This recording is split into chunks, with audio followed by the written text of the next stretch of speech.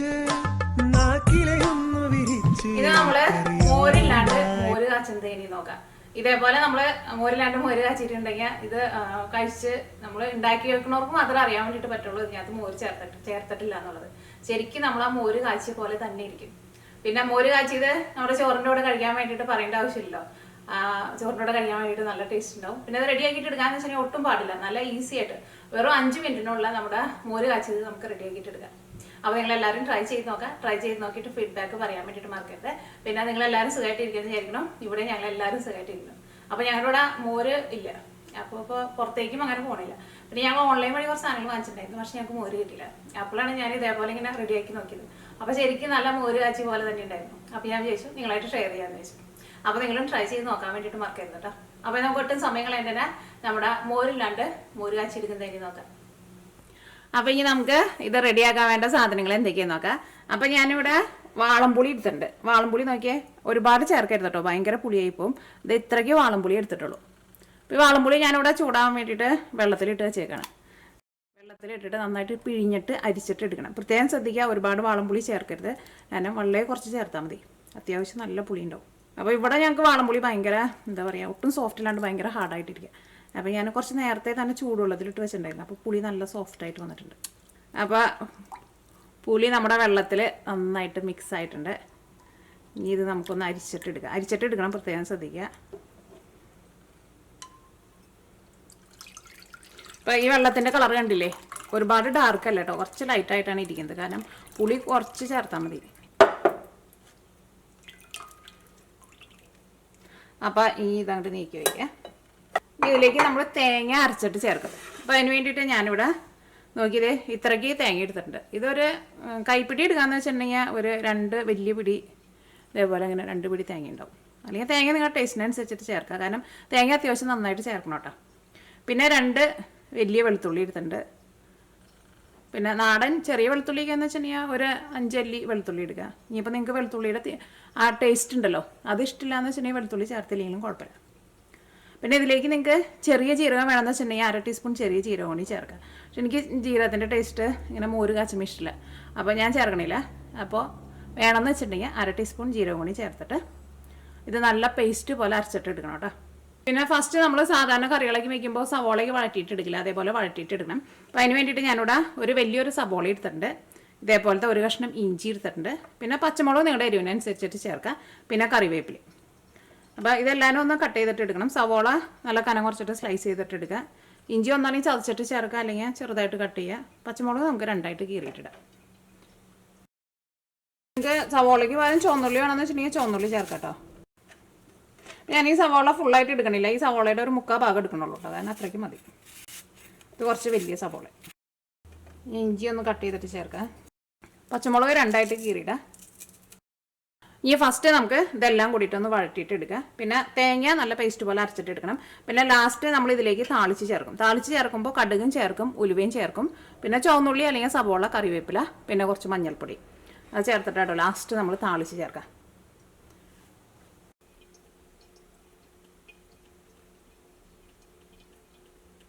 അപ്പോൾ ഇനി കറി റെഡിയാക്കാൻ വേണ്ടിയിട്ട് പോവാണ്. അപ്പോൾ നമ്മുടെ പാൻ നന്നായിട്ട് ചൂടായിട്ടുണ്ട്. ഇതിലേക്ക് നമുക്ക് ആവശ്യത്തിന് ഓയിൽ ചേർക്കാം. നമുക്ക് സാധാരണ നമ്മൾ കറിക്ക് ഉപയോഗിക്കുന്ന ഏത് ടൈപ്പ് ഓയിലായിരുന്നാലും കുഴപ്പമില്ല. അപ്പോൾ ഓയിൽ ചേർക്കട്ടെ. പുളിവെള്ളം അരിച്ചിട്ട് തന്നെ എടുക്കണം കേട്ടോ, പ്രത്യേകം ശ്രദ്ധിക്കുക. നമ്മുടെ വെളിച്ചെണ്ണ നന്നായിട്ട് ചൂടായിട്ടുണ്ട്. ഇതിലേക്ക് നമ്മൾ കട്ട് ചെയ്ത് വെച്ചേക്കണം പച്ചമുളക്, സവോള, ഇഞ്ചി ചേർക്കുക.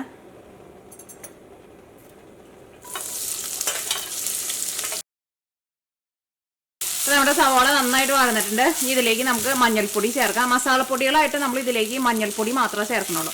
പിന്നെ നമ്മുടെ മോര് കാച്ചിയതിന് നല്ല മഞ്ഞ കളർ വേണമല്ലോ, അപ്പോൾ അതുകൊണ്ട് തന്നെ മുളക് പൊടി ചേർക്കണില്ല കേട്ടോ. പിന്നെ ഇതിലേക്ക് നമുക്ക് മഞ്ഞൾപ്പൊടി ചേർക്കാം. മഞ്ഞൾപ്പൊടി ഞാനിതിലേക്ക് 1/4 ടേബിൾ സ്പൂണാണ് ചേർക്കുന്നത്. പിന്നെ ലാസ്റ്റ് നമ്മൾ കറിയിലേക്ക് താളിച്ച് ചേർക്കില്ലേ, അപ്പോൾ നമുക്ക് കുറച്ച് മഞ്ഞൾപ്പൊടി കൂടി ചേർക്കാം. അപ്പോൾ നമ്മുടെ കറിക്ക് നല്ല കളർ കിട്ടും. ഈ മഞ്ഞൾപ്പൊടി ഇതിനകത്ത് കിടന്നിട്ട് നന്നായിട്ട് മുരിയണം. മഞ്ഞൾപ്പൊടി ചേർത്ത് കഴിഞ്ഞിട്ടുണ്ടെങ്കിൽ നന്നായിട്ട് മുരിയിക്കുക. അപ്പോൾ ആ മഞ്ഞളുടെ ഒരു പച്ച കുത്തുണ്ടല്ലോ, അതുണ്ടാവില്ല.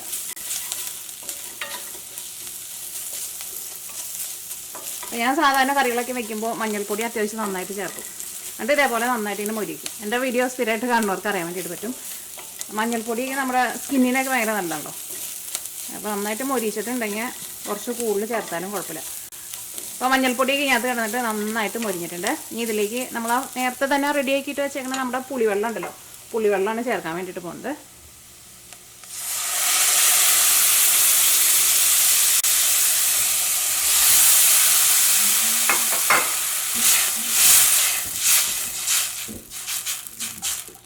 ഇനി തീ നന്നായിട്ട് കൂട്ടി വയ്ക്കുക. ഇതിലേക്ക് നമുക്ക് ആവശ്യത്തിന് ഉപ്പ് ചേർക്കാം. ഉപ്പൊന്നും അധികം വേണ്ടി വരില്ല കേട്ടോ, ഒരുപാട് ചേർക്കണ്ട. ഇതിലേക്ക് നമുക്ക് കറിവേപ്പില ചേർക്കാം. കറിവേപ്പിലേക്ക് നിങ്ങളുടെ അടുത്ത് ഉണ്ടെന്ന് വെച്ചിട്ടുണ്ടെങ്കിൽ കുറച്ച് കൂടുതൽ ചേർത്തോട്ടോ. ഇനി നമുക്ക് മൂടി വയ്ക്കാം. നന്നായിട്ടൊന്ന് തിളക്കട്ടെ. തിളച്ചിട്ട് ആ പുളിയുടെ ഒരു പച്ച ഒരു ടേസ്റ്റൊക്കെ ഉണ്ടല്ലോ, അതൊക്കെ പോട്ടെ. തീ നന്നായിട്ട് കൂട്ടി വെച്ചിട്ട് ഒരു 5-6 മിനിറ്റ് നന്നായിട്ട് തിളപ്പിക്കാം. ഈ നമുക്ക് തേങ്ങ അരച്ചിട്ടെടുക്കുക. തേങ്ങ അരച്ചിട്ടെടുക്കുമ്പോൾ ഞാൻ എന്താ ചെയ്യുന്നത് വെച്ചിട്ടുണ്ടെങ്കിൽ നമ്മുടെ പുളിവെള്ളം തിളപ്പിക്കാൻ വേണ്ടിയിട്ട് വെച്ചിട്ടില്ലേ, അതിൽ നിന്ന് ആ കുറച്ച് വെള്ളവും പിന്നെ ആ സബോളയിൽ നിന്ന് കുറച്ച് സബോളയും കൂടി ചേർത്തിട്ടാണ് നമ്മൾ ഈ തേങ്ങ അരച്ചിട്ടെടുക്കുന്നത്. അപ്പോൾ നമ്മുടെ കറിക്ക് നല്ല തിക്നെസ് ഉണ്ടാവും. അപ്പോൾ തേങ്ങയും പിന്നെ വെളുത്തുള്ളിയും ചേർക്കട്ടെ. ആ വെളുത്തുള്ളി നമുക്ക് കുറച്ച് ചെറുതാക്കിയിട്ട് ചേർക്കാം. അപ്പോൾ ജീരകം വേണമെന്ന് വെച്ചിട്ടുണ്ടെങ്കിൽ ചെറിയ ജീരകം ഒരു 1/2 ടീസ്പൂൺ ചേർക്കാം. വെളുത്തുള്ളി ചേർക്കാം. അപ്പോൾ നമ്മുടെ പുളിവെള്ളം ഞാനിവിടെ തീ നന്നായിട്ട് കൂട്ടി വെച്ചിട്ട് ഒരു 6 മിനിറ്റിൻ്റെ അടുത്ത് നന്നായിട്ട് തിളച്ചിട്ടുണ്ടായിരുന്നു. അപ്പോൾ ആ പുളിയുടെ ആ പച്ച ടേസ്റ്റൊക്കെ പോയിട്ടുണ്ട്. ഇനി എന്ത് ചെയ്യണേ, ഇതിൽ നിന്ന് കുറച്ച് സബോളയും പിന്നെ ഈ കുറച്ച് വെള്ളവും കൂടി എടുത്തിട്ട് നമ്മുടെ തേങ്ങ അരച്ചിട്ടെടുക്കുക. അപ്പോൾ നമ്മുടെ തേങ്ങയിലേക്ക് ചേർക്കട്ടെ. പിന്നെ സെപ്പറേറ്റ് വെള്ളം വേണമെന്ന് വെച്ചിട്ടുണ്ടെങ്കിൽ നമുക്ക് സെപ്പറേറ്റ് വെള്ളം തേങ്ങ അരച്ചെടുക്കുമ്പോൾ വേണമെന്ന് വെച്ചിട്ടുണ്ടെങ്കിൽ അതനുസരിച്ചിട്ട് ചേർത്ത് കൊടുക്കുക. കുറച്ച് ചേർത്താൽ മതി. സബോള എടുത്തോട്ടോ, ഇതിൽ നിന്നൊരു പകുതി സബോള എടുത്തോ. വെള്ളം എത്ര എടുത്താൽ മതി. ഇനി നിങ്ങൾക്ക് വെള്ളം വേണമെന്ന് വെച്ചാൽ അതനുസരിച്ചിട്ട് സെപ്പറേറ്റ് വെള്ളം ചേർക്കാം കേട്ടോ. അപ്പോൾ ഇത് ഞാനിവിടെ തീ കുറച്ചിട്ട് മൂടി വയ്ക്കുകയാണ്. തേങ്ങ അരച്ചിട്ട് കൊണ്ടുവരട്ടെ കേട്ടോ. അപ്പോൾ അത് ചെറിയ തീയിലിരിക്കട്ടെ.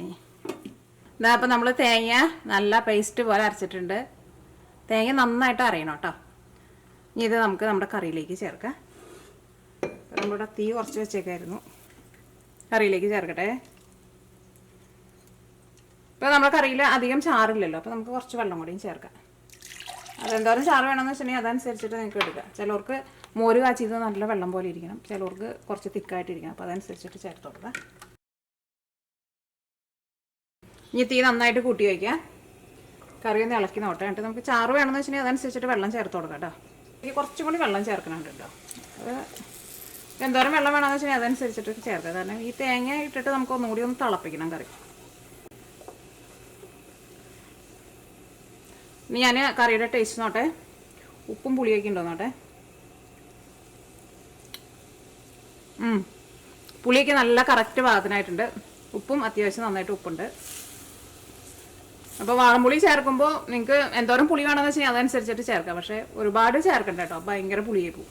പുളി കുറഞ്ഞിട്ടുണ്ടെന്ന് വെച്ചിട്ടുണ്ടെങ്കിൽ നമുക്ക് സെപ്പറേറ്റ് ഇനി ഇതിലേക്ക് നമുക്ക് വേണമെന്ന് വെച്ചിട്ടുണ്ടെങ്കിൽ ഒരു ഇച്ചിരി വാളംപുളി രണ്ടാമത് ഒന്ന് തിളപ്പിച്ചിട്ട് അതിൻ്റെ വെള്ളം ചേർക്കാം. പക്ഷേ പുളി കൂടി പോയിട്ടുണ്ടെങ്കിൽ നമുക്കൊന്നും ചെയ്യാൻ വേണ്ടിയിട്ട് പറ്റില്ല. കാരണം ഇതേപോലെ ഇങ്ങനെ എടുക്കുമ്പോൾ ഒരുപാട് പുളിയുടെ ആവശ്യമില്ല.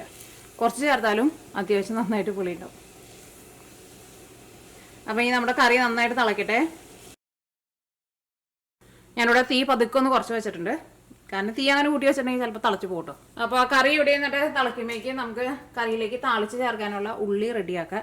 അപ്പോൾ നിങ്ങളുടെ അടുത്ത് ചുവന്നുള്ളി ഉണ്ടെന്ന് വെച്ചിട്ടുണ്ടെങ്കിൽ ചുവന്നുള്ളി എടുക്കാം. അപ്പോൾ ഞാനിവിടെ സബോളയായിട്ട് എടുക്കുന്നുണ്ട്.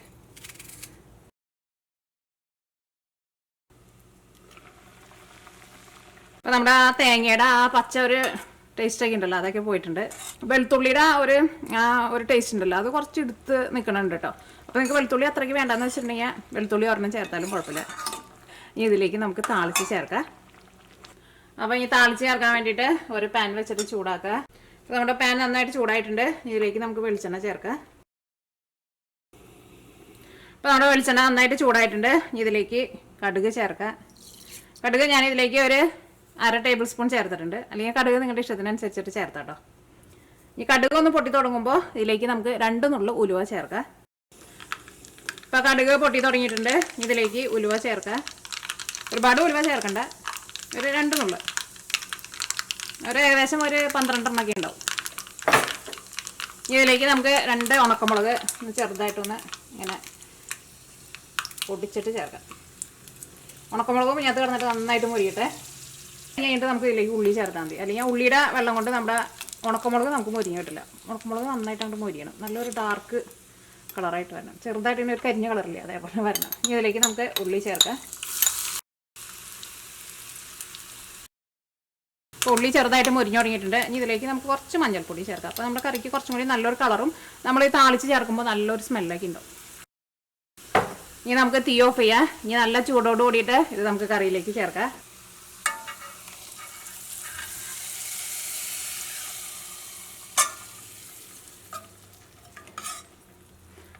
നല്ല മണമൊക്കെ വരുന്നുണ്ട്.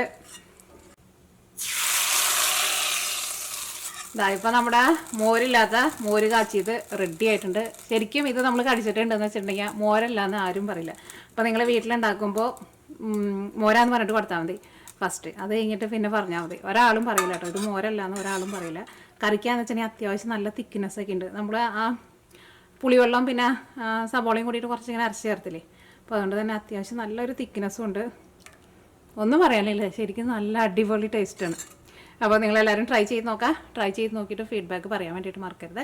അപ്പോൾ ഈ നമുക്ക് നാളെ വേറൊരു പുതിയ റെസിപ്പി ആയിട്ട് വരാം കേട്ടോ.